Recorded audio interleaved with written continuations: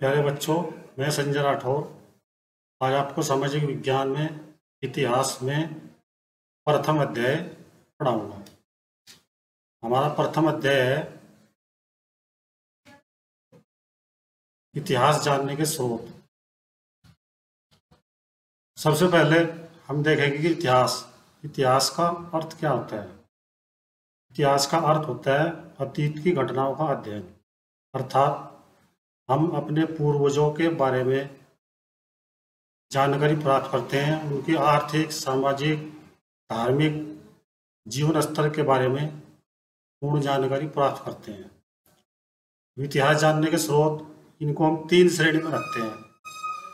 Number 1 सिक्के एवं शिलालेख, नंबर 2 लिखित सामग्रियां, नंबर 3 अन्य पुरातात्विक साक्ष्य।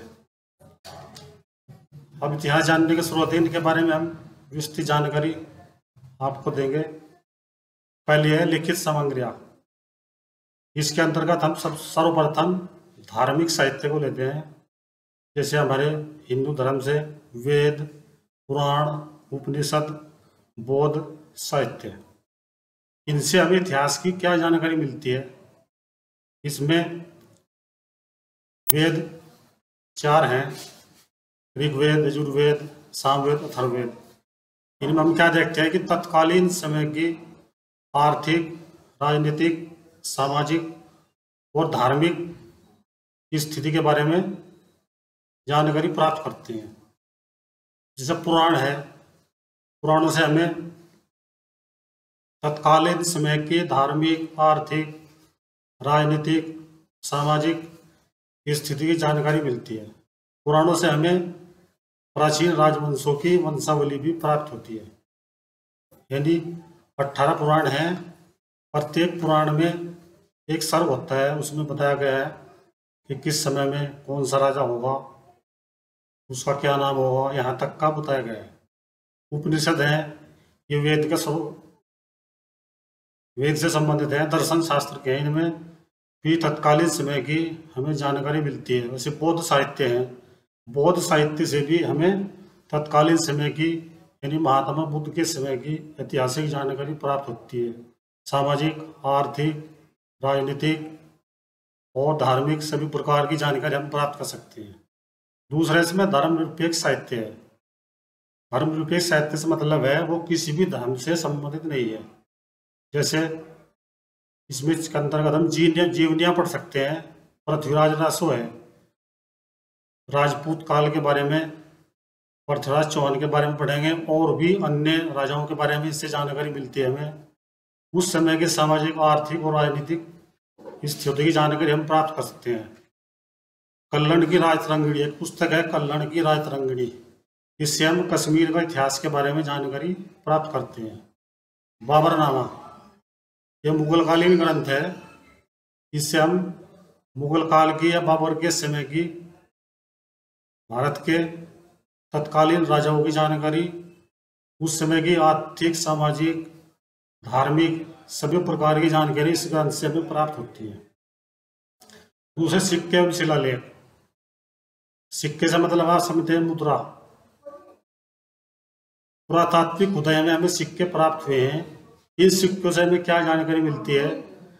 कुछ सिक्कों पर लेख खुदे हुए होते हैं, यानी वो सिक्का किस राजा से संबंधित है, किस समय का है, और उसमें राजाओं से संबंधित चिन्ह भी दिखाए जाते हैं।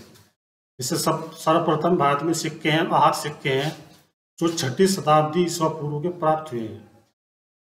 वो लगभग मौर्य काल से संबंधित है। शिलालेख एवं अभिलेख। शिलालेख का मतलब होता है शिला या पत्थर के ऊपर लिखा हुआ लेख। उस राजा, महाराजा, जैसे सम्राट अशोक हुए हमारे देश में प्राचीन काल में, आज से लगभग 2000 साल पहले, तो उन्होंने संपूर्ण भारत में, क्योंकि उनका जो शासन था, शासन क्षेत्र जो था, संपूर्ण भारत में फैला हुआ था। अफगानिस्तान जो वर्तमान में है, पाकिस्तान, वो भी उनके साम्राज्य के अंतर्गत था। उन्होंने भारत के या अपने साम्राज्य के प्रत्येक दिशाओं में शिलालेख खुदवाए हैं, जो वर्तमान में पुरातत्वविदों को प्राप्त हुए हैं। जिनमें मौर्य काल तथा उसके मौर्य काल और तत्कालीन समय की संपूर्ण जानकारी हमें प्राप्त होती है। उसका इतिहास हमें पूर्णतः प्राप्त होता है। शिलालेख, अभिलेख, जो राजा अपने लेख छोड़ते हैं उनसे संबंधित राजा के विषय में हम पूरी जानकारी प्राप्त कर सकते हैं। तीसरा, अन्य पुरातात्विक स्रोत है। इसमें हम क्या देखते हैं? पुरातत्व खुदाई से प्राप्त हड्डियां, पत्थर, मनके, अस्त्र, इनसे हमें क्या जानकारी मिलती है? तत्कालीन समय के इतिहास की पूर्ण जानकारी प्राप्त करते हैं। जैसे हड्डियां हैं, हड्डियां जानवरों की हड्डियां पाई जाती हैं खुदाई में, मानव हड्डियां, मानव खोपड़ियां, उनसे हम तब के समय की जानकारी प्राप्त करते हैं। और पत्थर है, पत्थर जो पाए जाते हैं, पत्थर के औजार, उनसे जानकारी प्राप्त करते हैं। मनके हैं, मिट्टी के बर्तन, आपने देखा होगा स्थानों पर या खेत में जब कहीं मिट्टी खुदाई होती है उसमें छोटे छोटे मिट्टी के बर्तनों के टुकड़े मिलते हैं आपको। वो क्या है? वो मनके हैं, यानी जो बर्तन होते थे मिट्टी के, बड़े बड़े या छोटे, जैसे घड़ा होता है, उनके साक्ष्य हमें हमेशा दिखाई देते रहते हैं। कहीं भी मिट्टी खोदते हैं वहाँ मिल जाते हैं आपको। तो उनसे क्या होता है? हमें जानकारी मिलती है कि तब किस समय में किस प्रकार के बर्तन मनुष्य प्रयोग करता था। मूर्ति कला है, भारत में पुरातात्विक खुदाई से अनेक प्रकार की मूर्ति कला मिली है। चित्रकारी है, जैसे अजंता, एलोरा, एलिफेंटा की गुफाएं हैं, इनमें क्या है? विस्तृत पैमाने पर चित्रकारी की गई है जो हिंदू धर्म, बौद्ध धर्म, जैन धर्म से संबंधित है। इसमें तत्कालीन राजाओं की आर्थिक, सामाजिक, राजनीतिक, धार्मिक सभी प्रकार की जानकारी हम प्राप्त कर सकते हैं।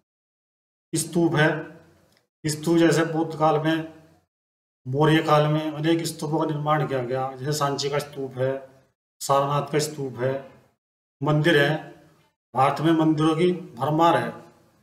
जैसे कोणार्क का सूर्य मंदिर है, लिंगराज का भुवनेश्वर मंदिर है, खजुराहो के मंदिर है, दक्षिण भारत के मंदिर है, उत्तर भारत के मंदिर है। इन मंदिरों से कोई न कोई राजा संबंधित है, अर्थात प्रत्येक मंदिर किसी न किसी राजा के द्वारा बनवाया गया है। उससे हमें तत्कालीन समय की संपूर्ण जानकारी प्राप्त होती है। इस प्रकार की मूर्तिकला थी, स्थापत्य कला का क्या नियम था। वैसे किले हैं, भारत में देखा होगा आपने कि अनेक किले हैं, पता नहीं कितने किले पाए जाते हैं। जैसे राजस्थान, मध्य प्रदेश, किलों की भरमार है जो तत्कालीन समय में राजाओं द्वारा बनवाए गए हैं। जैसे दिल्ली का लाल किला है, शाहजहां द्वारा निर्मित है। इन किलों में प्रत्येक राजा से संबंधित या उस राजा से संबंधित सभी जानकारी हम प्राप्त कर सकते हैं। आगरा का किला है, राजस्थान में बहुत से किले हैं, जैसलमेर का किला, जयपुर का किला, जो किसी न किसी राजा द्वारा बनवाए गए हैं। अन्य स्मारक में है, जैसे सारनाथ का बौद्ध स्तूप है, उनसे हमें इतिहास की जानकारी प्राप्त होती है। तो इतिहास जानने के स्रोत आज हमने आपको बताए हैं। इसके बाद अगले चैप्टर में, अगले अध्याय में, जो अगली वीडियो आप देखेंगे उसमें पाषाण काल की विस्तृत जानकारी देंगे। धन्यवाद।